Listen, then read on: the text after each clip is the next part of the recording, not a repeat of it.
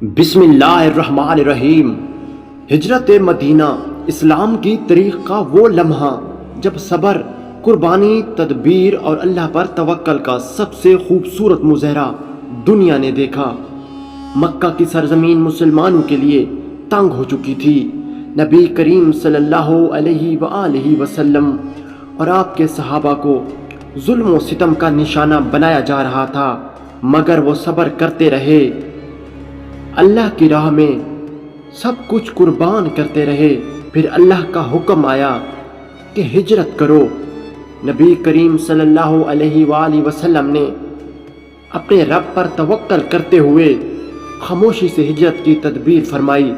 مکہ کے سرداروں نے آپ صلی اللہ علیہ وآلہ وسلم کو شہید کرنے کا منصوبہ بنایا۔ رات کے اندھیرے میں انہوں نے گھر کے باہر پہرا بٹھایا، مگر نبی پاک صلی اللہ علیہ وسلم نے حضرت علی رضی اللہ تعالی عنہ کو اپنے بستر پر سلا دیا اور خود خاموشی سے حضرت ابو بکر صدیق رضی اللہ تعالی عنہ کے ساتھ ہجرت کے سفر پر روانہ ہو گئے۔ راستہ آسان نہیں تھا، دھوپ، پیاس، کانٹے، دشوار راستے اور دشمنوں کی تلاش، مگر یقین تھا کہ اللہ ساتھ ہے۔ غار ثور میں 3 دن قیام کیا۔ دشمن اتنے قریب آ گئے کہ بس نظر جھکاتے تو اندر دیکھ لیتے۔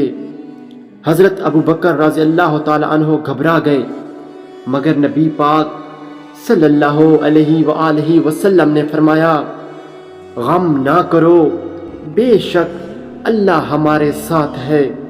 3 دن بعد جب خطرہ کم ہوا تو دونوں خاموشی سے مدینہ کی طرف روانہ ہوئے۔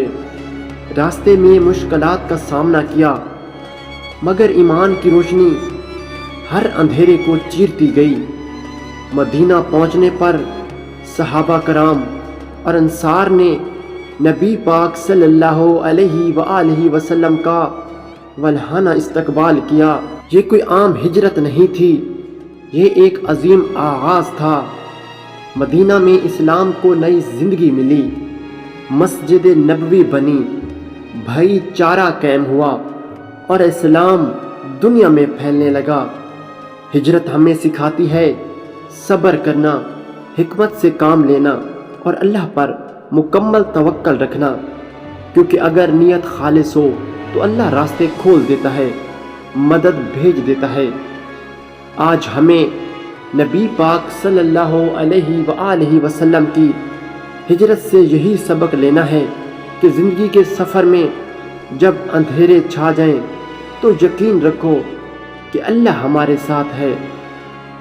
ناظرین، امید کرتا ہوں آپ کو مختصر سا واقعہ اور اس میں جو مقصد تھا وہ آپ کو سمجھ آ گیا ہوگا۔